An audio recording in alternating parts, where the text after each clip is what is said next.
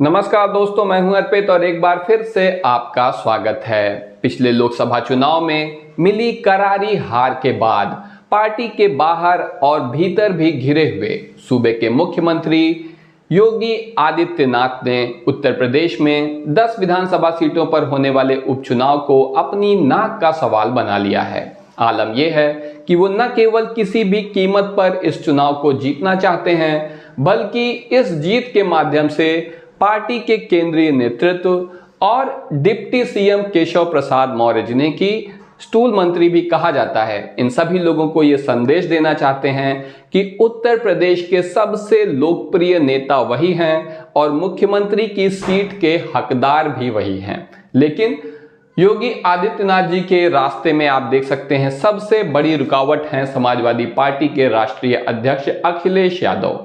पिछले लोकसभा चुनाव में यह स्पष्ट हो गया है कि इस समय उत्तर प्रदेश में उनसे ज्यादा लोकप्रिय नेता कोई भी नहीं है। वास्तव में अखिलेश की सूबे में हवा चल रही है। जाहिर सी बात है कि ये चुनाव जीतना आसान नहीं होगा।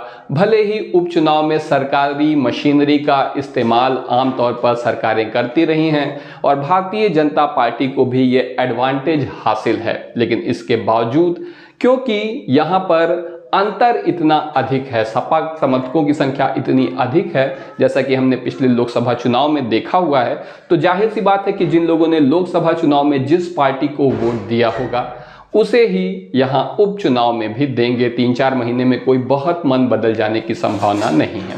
लेकिन पिछले लोकसभा चुनाव की तर्ज पर ही जब 400 में 400 सीट, 400 पार सीट, उत्तर प्रदेश में 80 में 80 सीटें जीतने का जो नारा था कि अब की बार 400 पार, यूपी में 80 में 80, उसी की तर्ज पे एक बार फिर से मुख्यमंत्री योगी आदित्यनाथ ने ऐलान कर दिया है कि उपचुनाव की 10 की 10 सीट जीत जाएंगे और उसमें भी सबसे ज्यादा जोर उनका है मिल्कीपुर की सीट पर, क्योंकि अयोध्या समाजवादी पार्टी ने जीत लिया है जो कि केंद्र था भारतीय जनता पार्टी के पूरे प्रचार तंत्र का। और मिल्कीपुर सीट के यहाँ पर विधायक थे अवधेश प्रसाद, जिन्होंने अयोध्या का चुनाव जीता और अब संसद भवन पहुंच चुके हैं, तो उनकी सीट खाली हुई है और इस सीट को किसी भी कीमत पर जीतकर भारतीय जनता पार्टी और मुख्यमंत्री योगी आदित्यनाथ ये संदेश देना चाहते हैं कि यहाँ के किंग तो वही हैं। तो इस तरह से मिल्कीपुर बहुत हॉट सीट बनी हुई है और एक बार फिर से बसपा ने भी यहां पर सबसे पहले अपना कैंडिडेट उतार दिया है।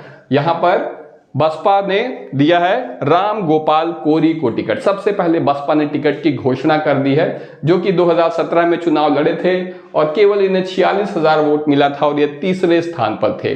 तो जाहिर सी बात है, भले ही बसपा ने कैंडिडेट सबसे पहले उतारा है, लेकिन ये लड़ाई में नहीं है। असली मुकाबला यहां पर भाजपा और सपा के ही बीच में होगा। लेकिन भारतीय जनता पार्टी के लिए यह सीट आसान नहीं है। अगर देखा जाए तो जब से ये सीट बनी है, यहाँ पर इलेक्शन हो रहे हैं, केवल 2 बार भाजपा जीती है। एक बार 1991 में और एक बार 2017 में। सिर्फ 2 बार भाजपा को ये सीट मिली है। लेकिन योगी पूरी तरह से कृत संकल्प हैं कि वो किसी भी कीमत पर यहाँ पर जीतेंगे और इसीलिए उन्होंने यहाँ के प्रभारी खुद को बनाया है, चुनाव की कमान खुद संभाल ली है मिल्कीपुर सीट की। उपचुनाव की तिथि अभी तक घोषित नहीं हुई है, लेकिन ऐसा कहा जा रहा है कि 30 सितंबर तक जो है तिथि का, तारीखों का ऐलान हो जाएगा और 15 अक्टूबर तक इलेक्शन भी हो जाएंगे। जनसंपर्क कार्यक्रम और जनता के बीच पैठ बताने की कवायद सभी पार्टियों ने अभी शुरू कर दी है। अगर आप यहाँ पर जातिगत समीकरण को देखें, देखो जो चुनाव होगा यहाँ पर जो भी जीतेगा उसे सबसे ज्यादा जीत और हार को प्रभावित करने वाला फैक्टर क्या होगा? जातिगत समीकरण। तो आप देख सकते हैं कि इस सीट पर कुल 3,40,820 मतदाता हैं, जिसमें ब्राह्मणों की संख्या 60,000 है। इसके बाद यादवों का नंबर आता है, 55,000 मतदाता यहाँ पर यादव हैं। तो ब्राह्मण ऑब्वियसली ज्यादातर भारतीय जनता पार्टी के साथ जाएंगे और यादव ज्यादातर जाएंगे समाजवादी पार्टी के साथ। तो आप देख सकते हैं कि यहाँ बराबर ही है, थोड़ा ही मामूली सा अंतर है। इसके अलावा पासी वोटरों की संख्या भी 55,000 है, जो कि पिछले लोकसभा चुनाव में समाजवादी पार्टी के साथ गए थे। इसी सीट पर अगर हम लोकसभा चुनाव में केवल मिल्कीपुर की बात करें तो यहाँ पे समाजवादी पार्टी को बढ़त हासिल थी। तो जाहिर सी बात है कि पारसी समाज ने अधिक वोट दिया होगा समाजवादी पार्टी के पक्ष में। इसी तरह मुस्लिम 30,000 हैं जो कि पूरे के पूरे समाजवादी पार्टी के पक्ष में इन्होंने वोट दिया होगा। ठाकुरों ने 25,000 हैं, ज्यादातर ने भाजपा के पक्ष में वोट दिया। हालांकि बहुत से लोगों का कहना है, उस समय चुनाव के समय बात चल रही थी कि ठाकुर वर्ग नाराज है और वो जो है इंडिया गठबंधन के लिए वोट कर रहा है, लेकिन इसकी बहुत ज़्यादा संभावना दिखाई देती नहीं है। इसके अलावा दलित वर्ग है 25,000। अब देखिए इसमें कुछ लोगों ने दिया होगा, ठीक ठाक संख्या में बसपा को वोट दिया होगा, लेकिन बसपा के वोट बैंक में सेंध लग चुकी है। उसके कुछ वोटर भाजपा के पक्ष में भी वोट देते हैं। इसके अलावा ज्यादातर ने पिछली बार समाजवादी पार्टी के पक्ष में वोट दिया था। कोरी वोटर 20,000 हैं। ये भी देखिए किस तरफ जाते हैं, इस पर भी काफी हद तक निर्भर करेगा। चौरसिया 18,000, वैश्य 12,000 हैं जो कि भारतीय जनता पार्टी के पक्ष में हैं।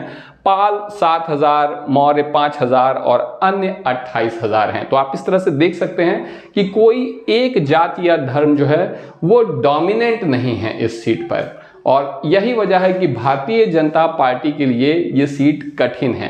केवल 2 ही बार भाजपा 1991 और 2017 में जीती है। लेकिन अंतिम जो चीज स्पष्ट होगी वो तब स्पष्ट होगी जब सभी पार्टियां अपने अपने प्रत्याशी का ऐलान कर देंगी। और सपा की जहां तक बात है तो सपा ने मिल्कीपुर के विधायक जो अब अयोध्या के सांसद भी हैं, उन्हें यहां पर प्रभारी घोषित कर दिया है मिल्कीपुर विधानसभा सीट का इस उपचुनाव के लिए। इसलिए अब ये लगभग तय है, बिल्कुल ही तय है कि सांसद अवधेश प्रसाद जो कि प्रभारी हैं, तो उनके बेटे अजीत प्रसाद को यहां पर टिकट दिया जाएगा। आप देख सकते हैं स्क्रीन पे अजीत प्रसाद। यहां पर मैं आपको यह भी बता दूं कि अजीत प्रसाद बिल्कुल भी उस तरीके की पर्सनालिटी नहीं है जैसे कि अवधेश प्रसाद हैं। ये उस तरीके से लोकप्रिय नहीं है, जनता के बीच उस तरीके से घुले मिले नहीं हैं, लेकिन फिर भी क्योंकि ये सुरक्षित सीट है तो इनसे ज्यादा मजबूत कैंडिडेट मिलना समाजवादी पार्टी के लिए भी आसान नहीं होगा, क्योंकि पिछले बहुत लंबे समय से यहाँ पर लगातार अवधेश प्रसाद विधायक रहे हैं, तो और ज्यादा नेतृत्व विकसित नहीं हो पाया है। भाई नेतृत्व कैसे विकसित होता है कि कोई नया नेता आया, कोई नया नेता आया, क्योंकि अवधेश प्रसाद लगातार जीतते रहे हैं, यहाँ के विधायक रहे हैं। ऐसे में और ज्यादा नेतृत्व की बात है नहीं। दूसरा जो फैक्टर है वो है भारतीय जनता पार्टी किसे टिकट देती है। तो भारतीय जनता पार्टी क्योंकि वैसे तो किसी को भी दे सकती थी, लेकिन इस चुनाव को लेकर मुख्यमंत्री जितने ज्यादा गंभीर हैं और पार्टी के केंद्रीय नेतृत्व ने पूरी जिम्मेदारी उनको दे दी है, तो अब यह तय है कि बाबा गोरखनाथ को ही यहां पर भारतीय जनता पार्टी टिकट देने जा रही है। इसके पीछे बहुत सिंपल सा फैक्टर है, 2017 में विधायक रह चुके हैं। आपने देखा होगा 2017 के पहले भाजपा कब जीती थी? 1991 में। यानी इतने लंबे समय के अंतराल के बाद जिस व्यक्ति ने जीत हासिल की है इस सीट पर वो हैं बाबा गोरखनाथ। तो ऐसे में उन पर ही दांव खेलेगी भारतीय जनता पार्टी इस उपचुनाव में, और बाबा गोरखनाथ को ही यहां से टिकट मिलेगा। तो आपको क्या लगता है कि इस सीट पर कौन जीतेगा? कमेंट सेक्शन में हमें जरूर बताएं। अभी के लिए बस इतना ही, धन्यवाद।